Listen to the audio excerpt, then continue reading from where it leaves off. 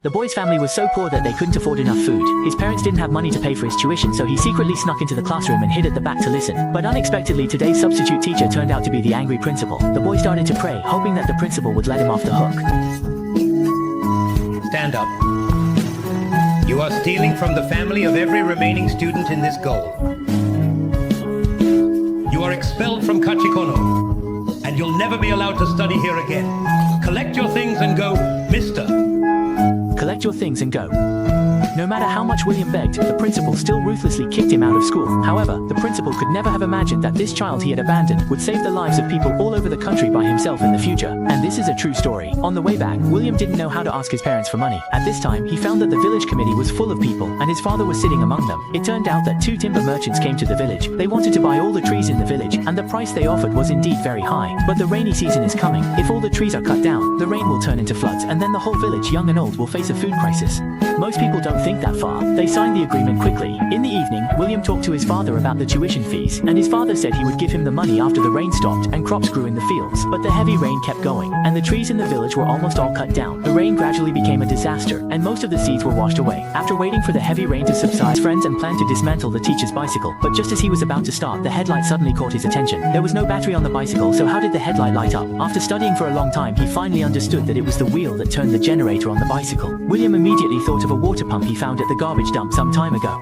If we can generate electricity to drive a water pump like this, we can continuously extract groundwater. With water, we no longer have to rely on the weather for food. Thinking of this, William immediately sneaked into the library and then found a book on energy utilization on the bottom floor. William's eyes suddenly lit up with hope, but the cruel reality hit him hard. The long-term drought has caused crops to grow in the fields. If they want to survive, they can only try their luck next year. But there is not much food left in the family, and they can't make it until then. In desperation, his father had to remove the iron sheet on the roof, intending to sell it at the market for money to buy food. But as soon as they arrived in the city, they encountered Due to the government's indifference to the famine, the grain store owner started to raise prices dramatically. People were waiting for food to save their lives, but he hiked the price from 24 to over 100. Now even their last hope was gone. Angry, William's father didn't want to just sit back and do nothing, so he joined the villagers to protest. Meanwhile, William's mother and sister returned home, preparing to cook, when suddenly a neighbor burst in. The next second, the neighbors rushed forward to grab food.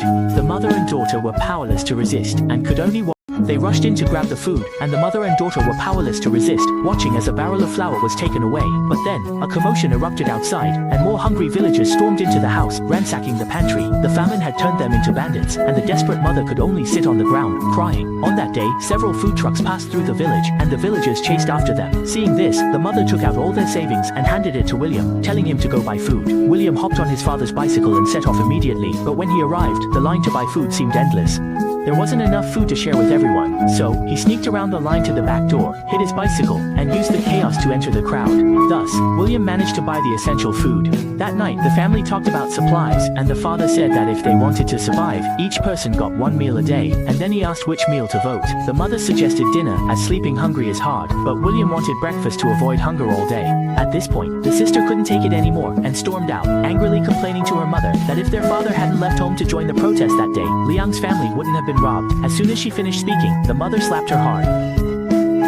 I'm a Pangazotti. Aunt.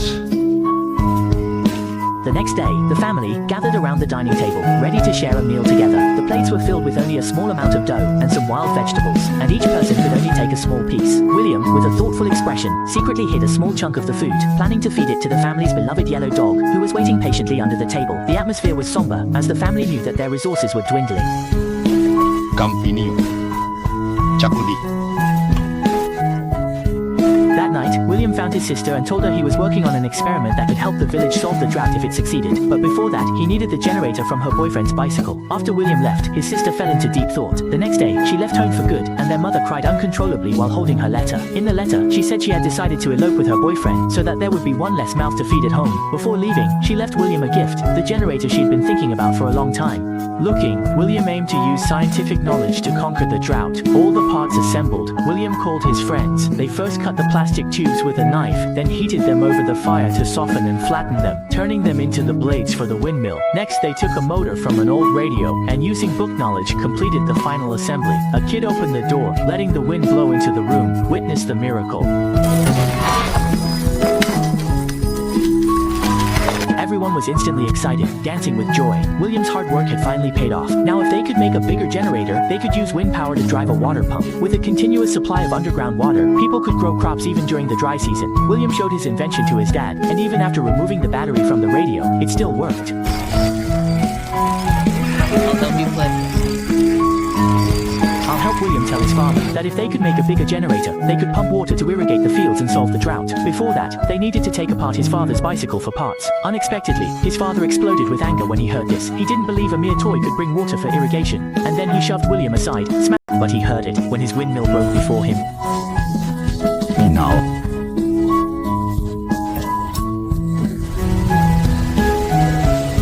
Sky darkened. William was completely discouraged by his father's lack of understanding. From then on, he gave up his dream and could only obey his father's wishes and cultivate the dry land. But if there is no water, no matter how hard he tries, it is impossible to grow crops. People starved to death in the village frequently. His friends could not bear the hunger and decided to flee to the north. Looking at the pile of spare parts in front of him, William didn't know what else he could do for people. Soon, even the big yellow dog at home starved to death. William hugged the yellow dog and cried silently. Life had completely lost all hope for him. It was his mother who finally changed his father's mind. Seeing more and more people dying in the village, his mother knew very well that if they didn't make a change, they would also end up waiting to die. That sunshine.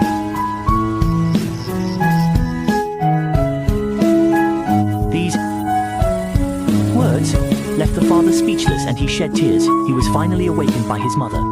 So, the father took the initiative to find William and decided to help him realize his dream. Overwhelmed by his father's approval, William couldn't help but cry. His father called all the villagers to come and help. They cut up bicycles and then used wooden stakes to build the framework. Once everything was ready, William hung up the windmill and completed the final assembly, and everyone was on edge. After an unknown amount of time, as the fan blades were blown by the wind, a stream of clear water finally gushed out.